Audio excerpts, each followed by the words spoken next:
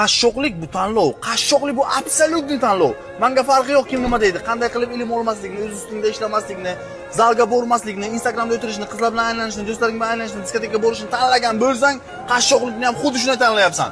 Aytishga mumkin Alloh bermaydi. Alloh hammaga beradi, kofirlarga beradi, senga bermaydimi? Agar sen o'z ustingga mehnat qilsang, o'z ustingga ishlasang, hamma narsa o'xshaydi.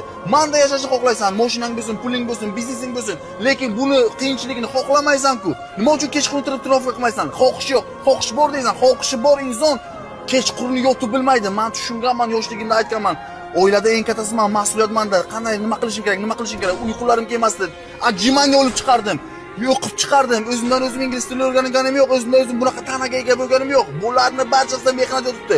Allohni ayblashdan oldin o'zingga nazar sol. Nimani tanlayotganingni bil. Nimani ko'ryapsan, nimani o'qiyapsan, nimadan shug'ullanyapsan. Ana shu narsa seni kimligingni belgilaydi. Yeah, drinking dope turned me to a superhero.